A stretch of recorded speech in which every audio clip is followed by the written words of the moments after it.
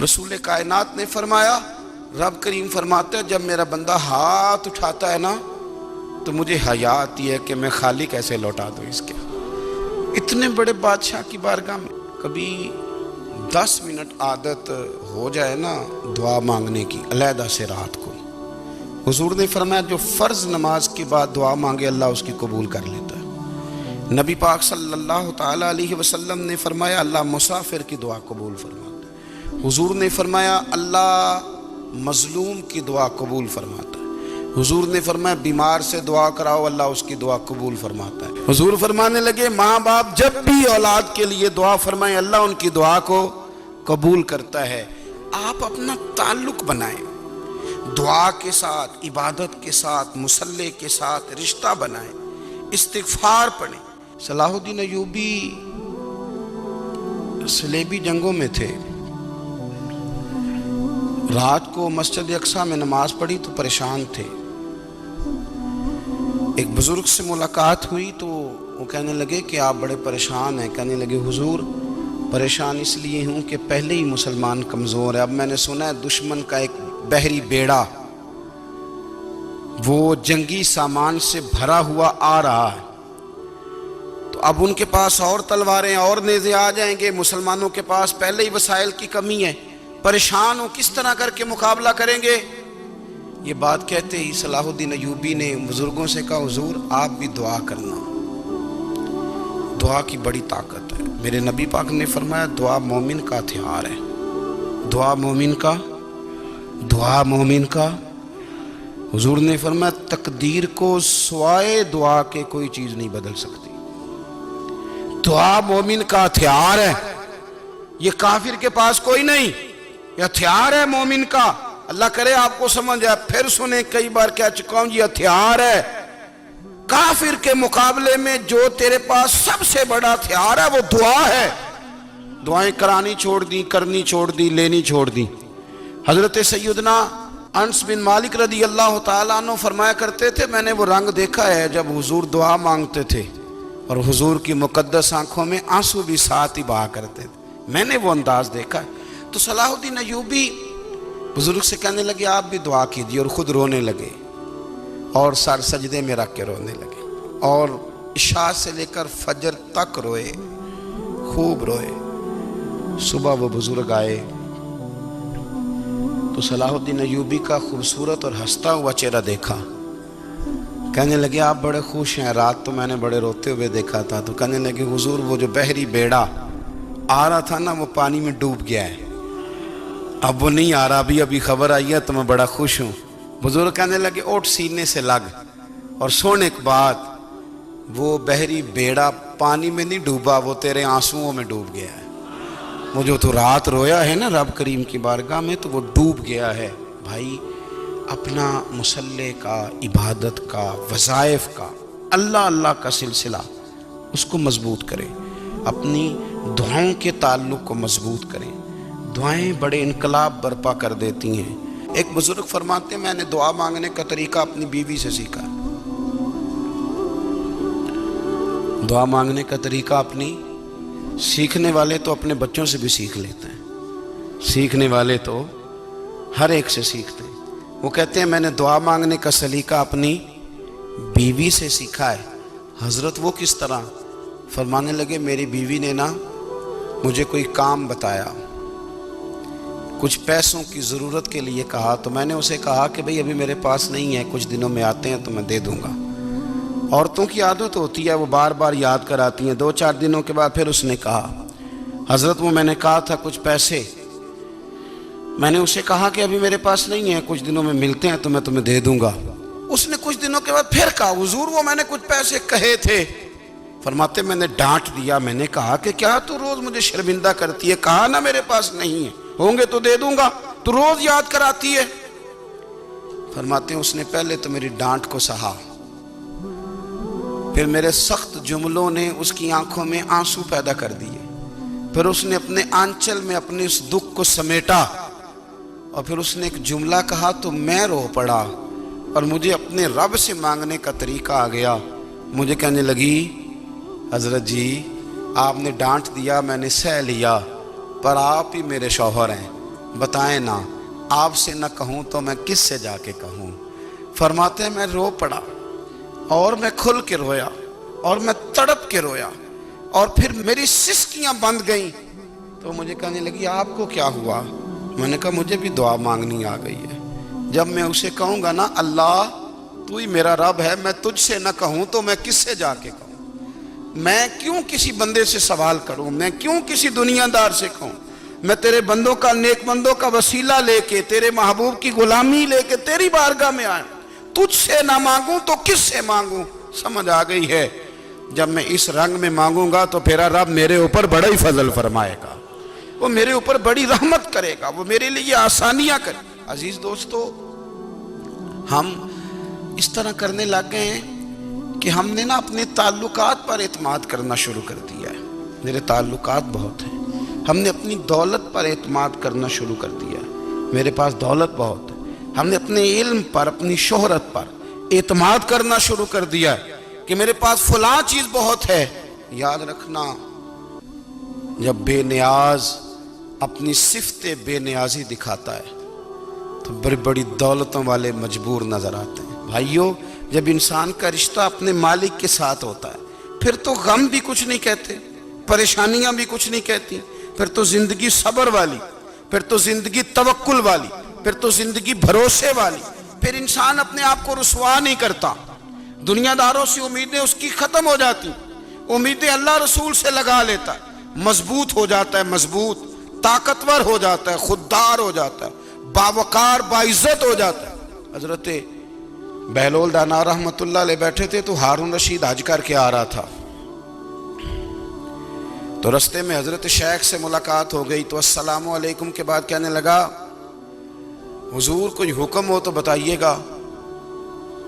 تو حضرت بہلول دانا فرمانے لگے تیرا رب کون ہے؟ اس نے کہا اللہ. تو فرمایا میرا کون ہے؟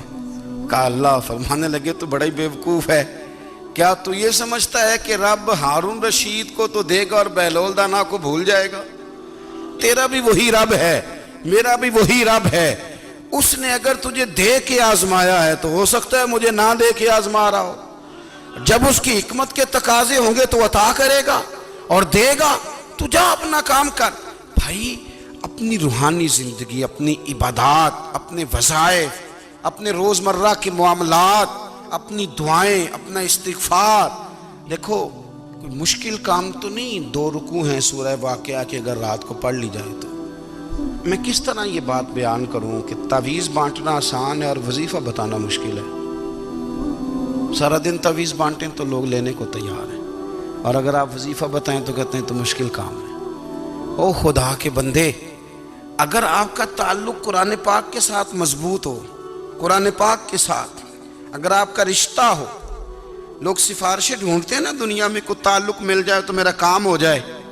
دنیا میں اتنا مشکل معاملہ ہے، آخرت میں مجھے بتائیے گا کتنا مشکل معاملہ ہوگا.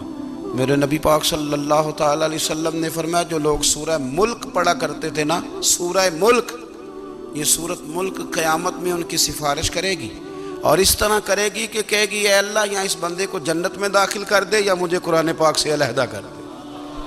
تو رب فرمائے گا جا اس کا دامن تھام کے اسے جنت تک پہنچایا. آپ بات کو سمجھیں، جب آپ کے تعلقات اپنے معاملات کے ساتھ مضبوط ہوں گے، یہ نبی کریم نے وعدہ کیا ہے کہ تو سورت واقعہ پڑھ تیرے گھر میں فاقہ نہیں آئے گا. حضرت عبداللہ ابن مسعود رضی اللہ تعالیٰ عنہ بیمار تھے تو حضرت عثمان غنی رضی اللہ تعالیٰ عنہ تیمارداری کے لیے تشریف لے گئے اور جا کر کے کہا کہ آپ بڑے بیمار ہیں، آپ کی بیٹیاں زیادہ ہیں، میں چاہتا ہوں کہ خزانے میں سے کچھ مدد کروں. تو سیدنا عبداللہ ابن مسعود رضی اللہ تعالیٰ عنہ اٹھ کے بیٹھ گئے اور کہنے لگے امیر المومنین، اللہ آپ کو میری طرف سے، میری بیٹیوں کی طرف سے بہتر صلہ دے. میری بیٹیوں کو کسی خزانے کی ضرورت نہیں، میں نے انہیں خزانہ دے دیا ہے. کہا جناب آپ نے کون سا خزانہ دیا ہے، میں آپ کے مالی معاملات کو جانتا ہوں. تو فرمانے لگے امیر المومنین، میرے نبی کریم نے فرمایا ہے جو سورت واقعہ پڑھے اسے کبھی فاقہ نہیں آتا. میں نے بیٹیوں کو یاد کرا دی ہے، یہ خزانہ میں نے انہیں دے دیا ہے. وہ سارے والدین سنیں جو بیٹیوں کے لیے پریشان رہتے. حضرت عبداللہ ابن مسعود نصیحت کر رہے ہیں، فرمانے لگے میں نے سورت واقعہ یاد بھی کرا دی ہے، پڑھنے کی عادت بھی ڈال دی ہے. حضور نے فرمایا ہے جو سورت واقعہ پڑھے اسے فاقہ نہیں آتا. کہنے لگے چاند تو اپنی جگہ چھوڑ سکتا ہے، سورج گر سکتا ہے، تارے ٹوٹ سکتے ہیں، پر مدینے والے رسول کی بات غلط نہیں ہو سکتی. حضور نے فرمایا فاقہ نہیں آئے گا تو انشاءاللہ کبھی بھی نہیں آئے گا. ہمارے ہاں تسبیحات پڑھ لی جاتی ہیں اگر کبھی موقع ملے، لیکن وہ خاص انہماک، وہ خاص شوق، وہ خاص ذوق اللہ تبارک و تعالیٰ کی عبادت کا. ایک ہوتا ہے نماز پڑھنا، ایک ہوتا ہے اہتمام کے ساتھ نماز پڑھنا، یعنی ذرا وقت پہ اٹھنا، ذرا صحیح کر کے وضو کرنا، ذرا شوق سے مصلی بچھانا. ایک ہوتا ہے تسبیح پڑھ لینا، اور ایک ہوتا ہے ذرا تھوڑا سا نا شوق کے ساتھ اللہ کو یاد کرنا. آپ کبھی جو میں نے آیہ کریمہ پڑھی اس کی آپ شان نزول دیکھیں. نبی کریم صلی اللہ تعالی علیہ وسلم کے نا کچھ صحابہ اللہ کی محبت کے شوق میں حضور کی بارگاہ میں حاضر ہوئے، اور انہوں نے آ کے عرض پتہ کیا کیا؟ عرض کرنے لگے یا رسول اللہ صلی اللہ تعالی علیہ وسلم سالوں بیت گئے ہیں سجدے کرتے ہوئے، حضور سالوں بیت گئے ہیں تسبیح پڑھتے ہوئے، سالوں بیت گئے کہتے ہوئے کہ سبحان اللہ وہ پاک ہے، ہمیں سالوں بیت گئے یہ کہتے ہوئے کہ اللہ اکبر وہی سب سے بڑا ہے، سالوں بیت گئے کہتے ہوئے کہ الحمدللہ ساری تعریفیں اللہ کے لیے، سالوں بیت گئے اس کی تسبیح کرتے، تحلیل کرتے، تکبیر کہتے. حضور اب نہ ہمارا اپنے رب سے ملنے کو جی چاہتا ہے. کبھی اے حقیقت منتظر نظر آنا لباس مجاز میں، لاکھوں سجدے تڑپ رہے ہیں میری جبین نیاز میں. اور اقبال کہنے لگے کہ تیرے عشق کی انتہا چاہتا ہوں، تو میری سادگی دیکھ کیا چاہتا ہوں، میرا ذرا سا تو دل ہے مگر شوق اتنا، میں وہی لن ترانی سنا چاہتا ہوں. میرا بھی دل کرتا ہے کہ اللہ میں تجھے کہوں میں تجھے دیکھنا چاہتا ہوں جس طرح حضرت موسیٰ کلیم علیہ السلام نے کہا تھا، اور تو مجھے کہے کہ لن ترانی تو نہیں دیکھ سکتا، ذرا سا تو دل ہے مگر شوق اتنا، میں بھی وہی لن ترانی سنا چاہتا ہوں. پھر کہنے لگے بھری بزم میں راز کی بات کہہ دی، بڑا بے ادب ہوں سزا چاہتا ہوں. دیکھو سب لوگوں کے بیچ ہی میں نے یہ کہہ دیا. میرے عزیز صحابہ نا شوق میں، کتنے سارے لوگ ہیں آپ، کتنی ماشاءاللہ بڑی تعداد میں آپ آئے ہیں. ہم بھی کبھی اس شوق میں گئے ہیں کہ ہمارے رب کو دیکھنے کو دل چاہتا ہے، ہمارا جی چاہے وہ کبھی ہمیں ملے، ہم کبھی اس کی زیارت کریں، اس کی بارگاہ کرم میں ہم حاضر ہوں. صحابہ نے عرض کیا یا رسول اللہ صلی اللہ تعالی علیہ وسلم ہمارا رب کہاں ہے؟ ہمارا نا اپنے رب کو دیکھنے کو جی چاہتا ہے. جب صحابہ نے یہ عرض کیا تو اللہ نے قرآن مجید نازل کیا، فرمایا وَإِذَا سَأَلَكَ عِبَادِي أَنِّي فَإِنِّي قَرِيبٌ. محبوب جب میرے بندے آپ کی بارگاہ میں آ کے میرے بارے میں پوچھیں نا تو ان سے کہہ دینا میں ان کے قریب ہی ہوں، قریب ہی ہوں. دلیل کیا ہے؟ بھائی اذا دان، یہ جب بھی مجھ سے دعا مانگیں گے میں ان کی دعاؤں کو قبول فرماؤں گا، میں ان کے قریب ہوں، میں ان کے قریب ہوں. یہ جب بھی دعا مانگیں گے نا میں قبول کروں گا، میں ان کے قریب ہوں. اللہ تبارک و تعالیٰ کے بندے اللہ سے محبت کرتے، رب کی بارگاہ میں جھکتے، اس کو اپنے دکھ سناتے، اس کے پیارے محبوب صلی اللہ تعالیٰ علیہ وسلم کا وسیلہ لے کے اس کے حضور حاضر ہو جاتے، پیشانیاں سجدوں سے روشن ہوتی. ہم نہ ہر چیز کے لیے وقت نکالتے ہیں، ہر چیز کے لیے، لیکن عبادت کے لیے وقت نہیں نکالتے. ہر شے آباد ہے، ہر شے. ہماری فیس بک بھی آباد ہے، واٹس ایپ بھی آباد ہے، ہمارے ٹویٹر بھی آباد ہیں، ہماری ہر چیز آباد ہے. سب سے کم آباد ہمارا مصلی رہ گیا ہے، سب سے کم. وہ لوگ اب ڈھونڈنے سے ملتے ہیں جن کی بغل میں مصلی ہوتا تھا. میرے بھائی آپ کتنا کو دنیا کے پیچھے بھاگو گے تھکا دے گی. کتنا دولت کے پیچھے بھاگوگے، تھکا دے گی۔ آپ جب اپنی زندگی میں جمع تفریق کرو گے نا تو مرتے وقت احساس ہوگا کہ سارا کچھ تو لوگوں کے لیے کیا، اپنے لیے تو کر ہی کچھ نہیں سکے۔ اور ہم عبادت کے معاملے میں بہانے بازی بھی کرتے ہیں۔ ہم کہتے ہیں اوہو رزق کمانا بھی تو عبادت ہی ہے نا، تو میں حلال روزی کے لیے جا رہا ہوں، یہ بھی تو عبادت ہے نا۔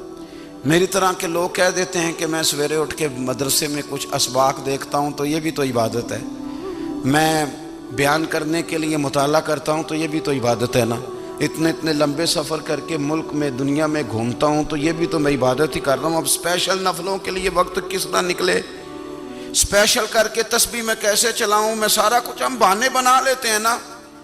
میرا سوال یہ ہے کہ یہ ساری باتیں صحابہ کو، نبی کریم کو، دیگر لوگوں کو بھی تو پتہ تھی نا، لیکن آپ غور تو کریں 23 سال حضور کو وقت ملا، مختصر وقت ظاہراً تبلیغ کرنے کے لیے، پوری دنیا میں دین بھی پھیلانا ہے۔ گھر میں 11 ازواج ہیں، 4 بیٹیاں ہیں، ان کی اولادیں، سارے کام کاج بھی دیکھنے ہیں۔ لیکن سیدہ طیبہ طاہرہ حضرت عائشہ صدیقہ رضی اللہ تعالیٰ عنہ فرماتی ہیں سارا دن تبلیغ کرتے، ہر غلام کے دکھ سنتے، گھر میں آتے تو اپنے گھر والوں کا خیال کرتے، کام میں ہمارا ہاتھ بٹاتے۔ قربان جاؤں، کہتی ہیں زمانہ سارا سو جاتا لیکن آمنہ کے لال مصلی بچھا لیتے۔ دنیا سو گئی، ساری سب سو گئے، جو خدام تھے، وہ جو غلام تھے وہ سو گئے۔ صحیح مسلم نے لفظ ملیں گے، سیدہ پاک فرماتی ہیں او میرے نبی کے غلاموں، میں نے یہ رنگ بھی دیکھا ہے کہ حضور نے اتنا کھڑے رہے، اتنا قیام کیا، اتنا قیام کیا کہ مقدس پیروں میں ورم آ گئے، سوج گئے پیر، اتنے بڑے۔ دل پہ ہاتھ رکھ کے نہیں بتا سکتا کہ میرے کبھی نماز میں پیر سوج گئے، کوئی نہیں بتا سکتا۔ بچوں کی روٹی کماتے تھک گئے بات الگ ہے، ہم سیر کرنے گئے تو تھک گئے بات الگ ہے، لیکن عبادت میں یہ بھی تو مسلم شریف ہے نا، یہ بھی تو دین ہے نا، یہ بھی تو حضور کی سنت ہے، یہ بھی تو وہ چیز ہے جو کریم کی آنکھوں کی ٹھنڈک ہے۔ سیدہ فرماتی ہیں پیروں میں ورم آ گئے، اور ساری رات ہی حضور نے نماز پڑھی اور ایک ہی آیت بار بار دہرائی۔ مسجد نبوی میں بلال حبشی نے فجر کی اذان دے دی اور حضور ابھی مصلی پہ تھے، کریم فارغ ہوئے۔ میں نے عرض کی یا رسول اللہ صلی اللہ علیہ وسلم، آپ کے تو صدقے اللہ اگلے پچھلوں کے گناہ معاف کرے گا، تو آپ اتنی آہوزاری کیوں فرماتے ہیں؟ آپ تو شفیع ہیں، آپ تو انبیاء کے امام ہیں۔ تو حضور نے فرمایا عائشہ تم نے گنوایا ہے نا میرے اللہ کی مجھ پر کتنی رحمت ہے، افلا اکون عبدا شکورا، فرمایا اگر اس نے اتنی نعمتیں دی ہیں تو کیا میں اس کا شکر گزار بندہ نہ بنوں، میں شکر گزار بندہ نہ بنوں اس کا؟ پھر اگر اتنی نعمتیں اس نے دی ہیں، مجھے اتنا نوازا ہے، تو پھر میں اس کے سامنے سجدے نہ کروں؟ او میرے بھائی، بڑے قابل فخر لوگ ہیں ہم کہ ہم نبی پاک کے غلام ہیں، ہم قابل فخر ہیں کہ نبی کریم کے غلام ہیں۔ کیا کبھی اس غلامی کے شکرانے میں بھی 2 نفل پڑھے کہ یا اللہ تیرا شکر ہے تو نے ہمیں حضور کا غلام بنایا ہے؟ یاد رکھیں کہ اپنی روحانی زندگی کو آباد کریں، استغفار پڑھیں، تسبیحات کریں۔ حضرت عبداللہ ابن عمر رضی اللہ تعالیٰ عنہ حضرت عمر کے صاحبزادے ہیں، مکہ مکرمہ میں ان کی قبر ہے۔ میں نے جب انہیں پڑھا تو مجھے ان سے بڑا پیار ہو گیا، لیکن آپ کو پتہ ہے وہاں جا کے کسی شخص کا مزار تلاش کرنا یا پوچھنا ایک مشکل کام ہوتا ہے۔ تو ایک دفعہ میں مکہ شریف میں حاضر تھا، تو ایک گاڑی والا ڈرائیور مجھے کہنے لگا کہ مولانا میں آپ کو جانتا ہوں، مجھے آپ سے محبت ہے، ایک بات بتاؤں آپ کو؟ میں نے کہا بتاؤ۔ کہنے لگے حضرت عبداللہ ابن عمر کی قبر دیکھنی ہے۔ میں نے کہا یہ تو نہیں کہہ رہا، یہ کسی نے بندوبست کرایا ہے، یہ اللہ نے تیرے دل میں بات ڈالی ہے، یہ ہو گیا تو لے چل مجھے۔ حضرت عبداللہ ابن عمر کو نبی پاک نے فرمایا تھا راجل صالح، یہ نیک بندہ ہے، یہ متقی آدمی۔ حضرت عبداللہ ابن عمر رضی اللہ تعالیٰ عنہ سیدنا فاروق اعظم رضی اللہ تعالیٰ عنہ کے صاحبزادے ہیں، اور ان کی ہمشیرہ سیدہ حفصہ رضی اللہ تعالیٰ عنہ حضور کی زوجہ محترمہ ہیں۔ ایک دن اپنی ہمشیرہ سے کہنے لگے کہ نبی کریم صلی اللہ تعالیٰ علیہ وسلم گھر میں آئے نا، اور اگر حضور غم امت میں پریشان نہ ہوں، طبیعت کو حشاش بشاش دیکھو، تو ذرا پوچھنا تو صحیح حضور کا میرے بارے میں کیا خیال ہے، پوچھنا تو صحیح کہ کریم کی بارگاہ میں میرا کیا مقام ہے، میرے بارے میں حضور کیا فرماتے ہیں۔ اب بہن کو کام بتائے، اور بتائے بھی بھائی، اور پھر بہن وہ کام نہ کرے، یہ تاریخ میں ہوتا نہیں۔ حضرت عمر فاروق رضی اللہ تعالیٰ عنہ کی صاحبزادی ام المومنین رضی اللہ تعالیٰ عنہ فرماتی ہیں کہ میں تو بس منتظر تھی، انہوں نے تو کہا تھا نا کہ اگر تم حشاش بشاش دیکھو تو بات کرنا، لیکن حضور تشریف لائے، میری باری تھی، میرے گھر تشریف لائے، کھانا پیش کیا تو فوراً میں نے عرض کی حضور ایک بات پوچھنی تھی، تو حضور نے فرمایا پوچھئے۔ میں نے عرض کی حضور میرے بھائی عبداللہ ابن عمر کے بارے میں آپ کا کیا خیال ہے؟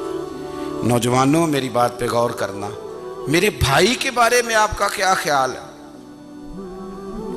تو نبی کریم صلی اللہ تعالیٰ علیہ وآلہ وسلم نے میری طرف دیکھا، اور پھر حضور زیر لب تھوڑا مسکرائے، اور بریلی کے امام کہتے ہیں کہ حضور مسکرا دیتے تھے نا تو جو بڑا دکھی ہوتا تھا وہ بھی ہنس پڑتا تھا۔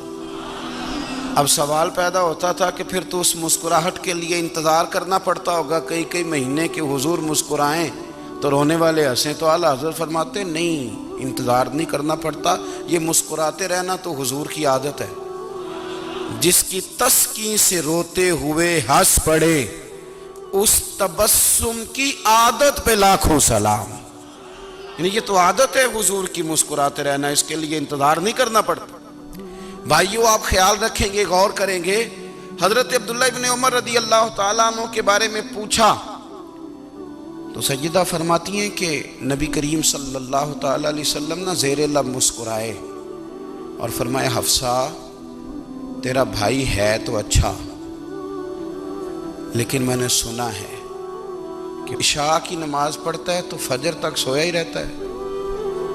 او نوجوانوں، 10 بجے تک سونے کی بات نہیں ہوئی، 9 بجے تک سونے کی بات نہیں ہوئی، 11 بجے اٹھنے کی بات نہیں۔ حضور فرمانے لگے میں نے سنا ہے کہ عشاء کی نماز پڑھ کے سو جاتا ہے اور فجر تک سویا ہی رہتا ہے، اسے چاہیے کہ تہجد کے وقت اٹھا کرے، اللہ کی بارگاہ میں حاضر ہوا کرے، آہوزاری کرے، سجدے کرے، عبادت کرے، اٹھتا ہے اور فجر میں جا کے اٹھتا ہے۔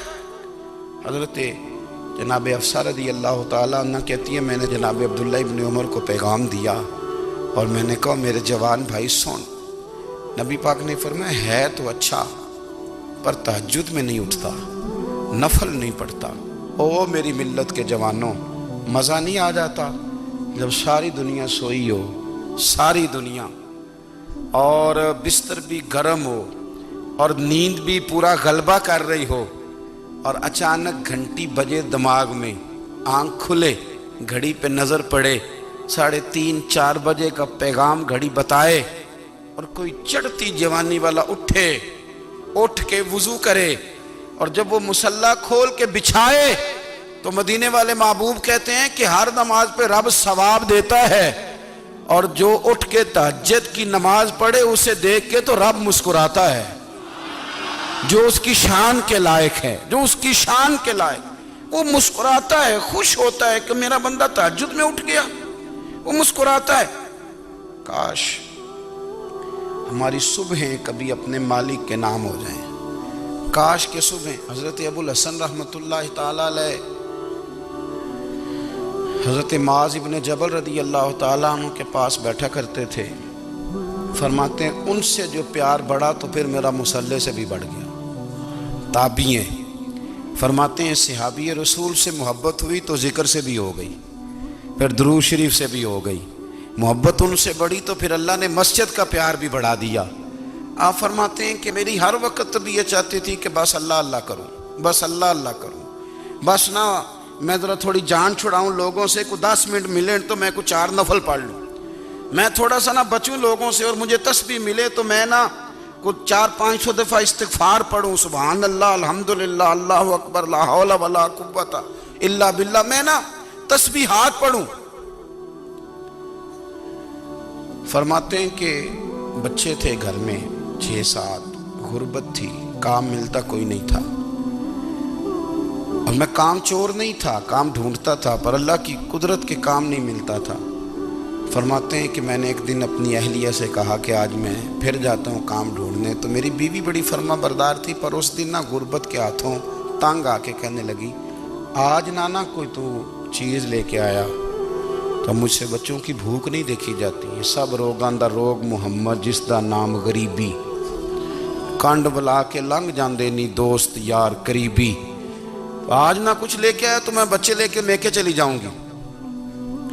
شیخ فرماتے ہیں کہ میں بڑا پریشان گھر سے نکلا، پر میں نے صبح سے لے کے زور تک کام ڈھونڈا، کام ملا کوئی نہیں، تو میرے دل میں خیال آیا چلو کام نہیں ملتا تو اللہ اللہ تو کرے نا، چلو بندوں کی مزدوری نہیں ملتی تو رب کریم کی عبادت ہی کرتے ہیں۔